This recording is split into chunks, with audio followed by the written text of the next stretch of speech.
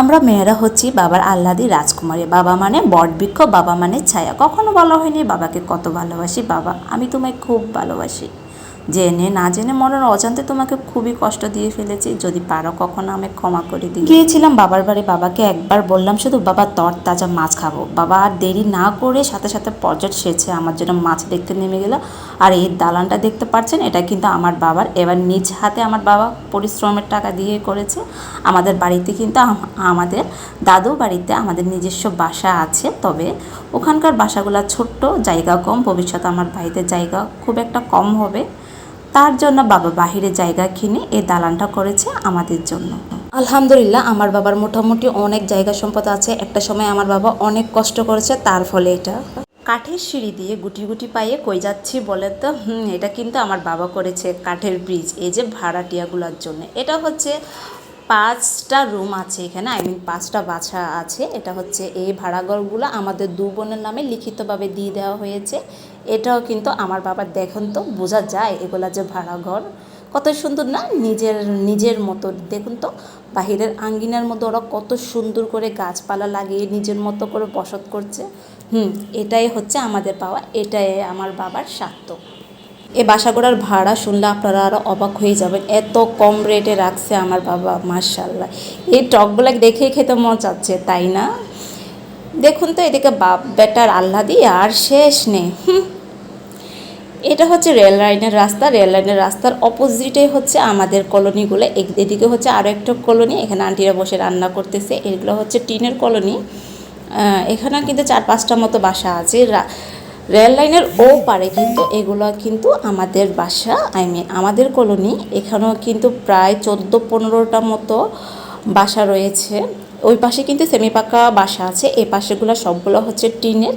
তাও এগুলো সব আমার বাবার নিজের। এই দিকের সাইডগুলা সমস্ত সব কিছু আমার ভাইদের নামে লিখিতভাবে দিয়ে দিয়েছে। যদি আমার ভাইরা এখন আর নাবালক, যখন সাবালক হবে তারা তাদেরটা বুঝে নিব, ওভাবে করে কাগজপাতি করে দিয়েছে আমার বাবা।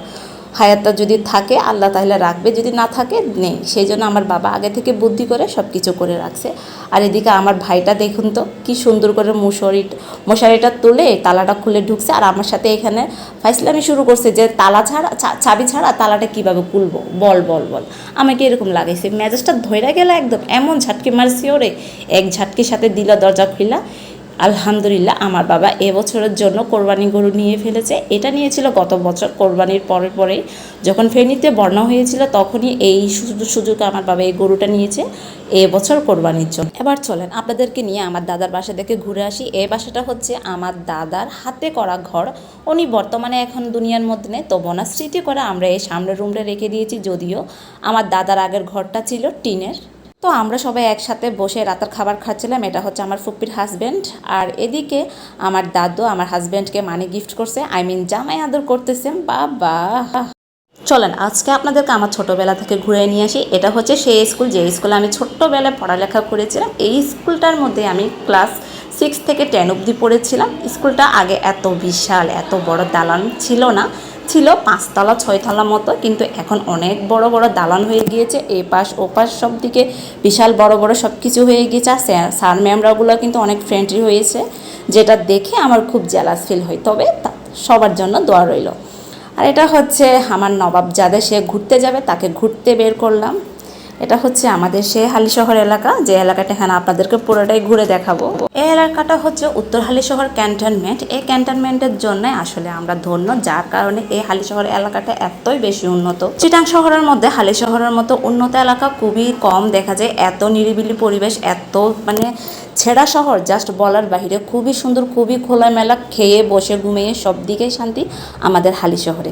দেখার মতো একটা জায়গা, ঘোরার মতো একটা জায়গা, প্রকৃতির মধ্যেই তো মনে করেন সব কিছুতে ফেল করে দিবে আমাদের হালিশহরের এলাকার প্রকৃতি। মাশাআল্লাহ মাশাআল্লাহ।